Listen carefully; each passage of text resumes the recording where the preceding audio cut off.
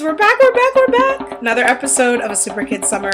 There's only one episode left, and then we are done with this really special series, and I've loved being a part of this with you guys. So let's not waste any time. Let's jump in this morning. Today, we are looking at the book of Joshua, chapter 2. All right, I'm going to give you a moment to turn in your Bibles with me to the book of Joshua, chapter 2. I love this story. This is another unlikely hero. What I've done this summer is really try to share with you guys heroes that you may not have heard too much about, that you get to learn about different stories, different understandings in the Bible, different circumstances, so that you really get to see that God uses unique stories. He uses unique people. He doesn't have a cookie cutter. Somebody say out there, God does not have a cookie cutter. He doesn't have a cookie cutter pattern where you have to be a particular way for God to want to use you to do great things. He really doesn't. What he requires is faith, courage. Those are some of the things. Think about some of the themes that we've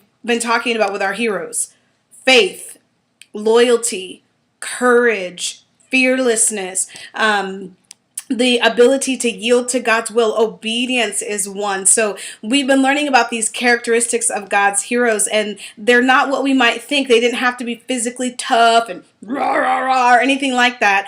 God's heroes had to be available. They had to be willing to do his will. I started off this series saying God's heroes are those that will do his will. Those are what God's heroes are all about. And he's willing to use those giants who are ready to listen and are willing to obey. So I hope you've learned some things as we have traveled through this journey this summer. We're here. I've got my Bible. I hope you have yours too. We're talking about Joshua chapter 2. And today we're talking about a special young lady. Her name was Rahab. She was the most unlikely hero, and I'm sure that in her society she was really rejected. She was not considered worthy, and I'm sure that it was difficult for her to probably have a strong sense of value, but it was her faith that saved the day, because she was willing to believe that God would be faithful to her and that he would look kindly upon her. She did something for God's people that meant that she saved her life, she saved her family's life, and she saved her legacy, so much so that the Bible writes about a very special woman, and her name was Rahab. So we're going to learn about Rahab today, Joshua chapter 2. Let's go there. It's titled Rahab Hides the Spies. So let's look at this together, okay?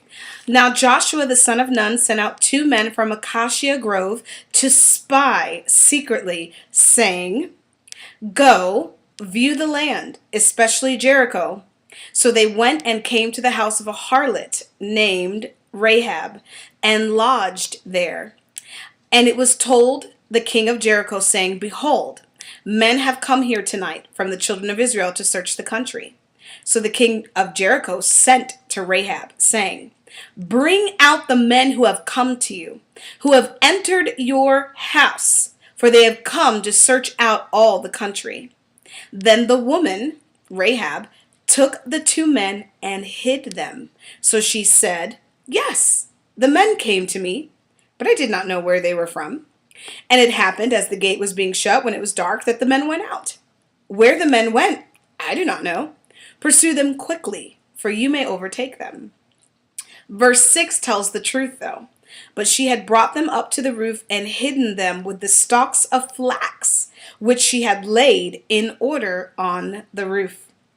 Verse 7, "Then the men pursued them by the road to the Jordan, to the fords, and as soon as those who pursued them had gone out, they shut the gate." Now, this is what happens. Rahab makes the men make a promise. Now, remember, Joshua was Moses' successor, so he was the man that came after Moses. He sends these 2 spies to spy out the land because God said he was going to give them the land. So Joshua sends out the spies, and he says, spy out the land, particularly Jericho. They come across Rahab, all right, but they have to hide because someone knows they're there. The king knows they're there, so they have to hide. So Rahab hides them, and this is what Rahab says to them, okay? Let's look at verse 9. She said to the men, "I know that the Lord has given you the land." Bing! Okay, I know that the Lord has given you the land. This is so powerful, okay? That the terror of you has fallen on us. and all the inhabitants of the land are faint-hearted because of you.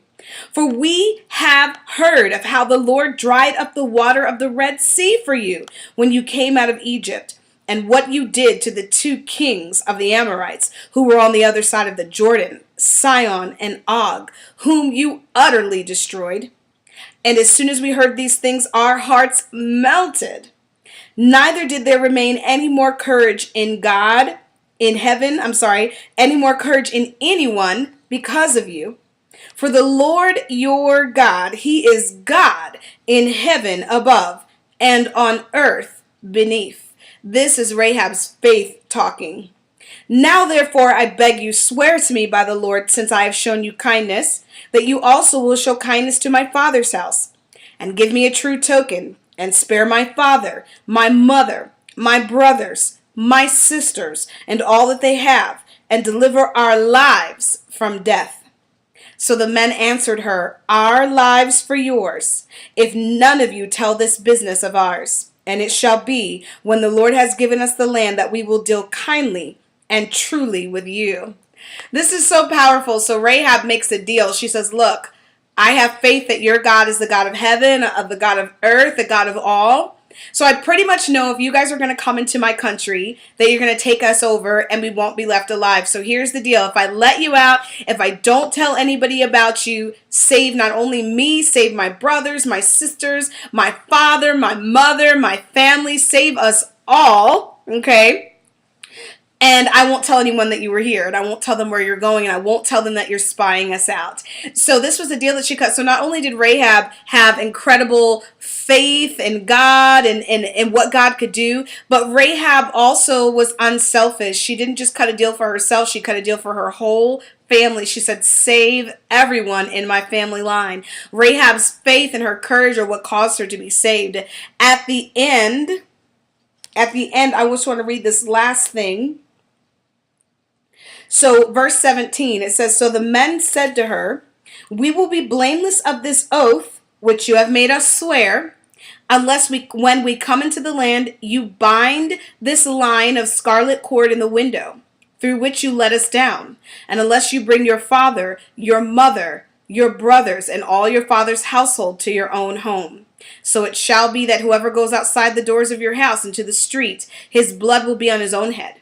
And whoever is with you in the house, his blood will be on our head, and if a hand is laid on him.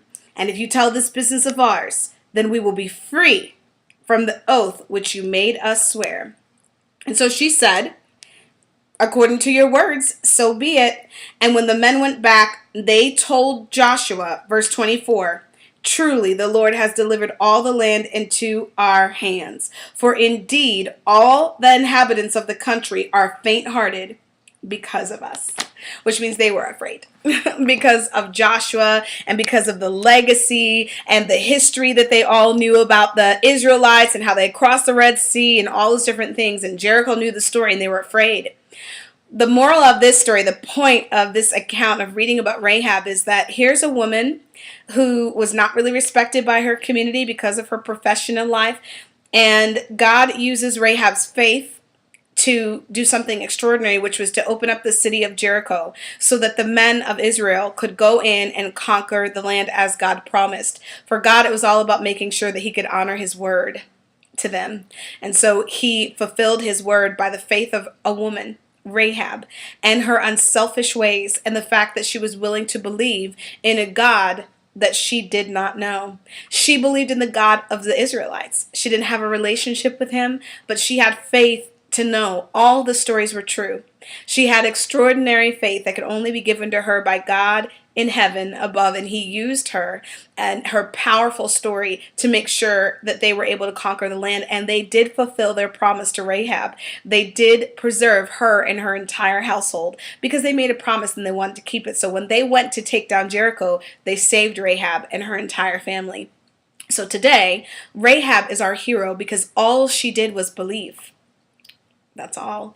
Can you imagine? Could you imagine that's all you have to do to be one of God's heroes? Well, in this story, that's all she had to do was believe God, that who he was, that his reputation was true, and that everything they said about him was true. She believed enough to risk her own life by lying to the king of her land to protect God's people. She was willing to suffer loss to protect what God had. Isn't that powerful? So today, Rahab is our hero. I want to speak to you guys before I let you go. Believing in God is everything. I want you to hold on to your faith and hold on to your belief in Him, that He's going to come through on His word and He's going to keep His promise to you. That's what's going to make you one of God's heroes. Continue to press in your faith. Continue to believe. You serve a mighty God. We serve a mighty God. So we've read out of Joshua 2 today. Go back through and listen to these stories again. We've been all through the Bible this summer. It's such a powerful thing to just read the word of the Lord. So continue to get in your word. Stay in your word. I pray courage upon you, faith on you, that everything that you need to believe God to do, that you'll have the courage to believe. All right, guys, that's it for today. We'll see you next week for the last and final episode of A SuperKid Summer. See you then.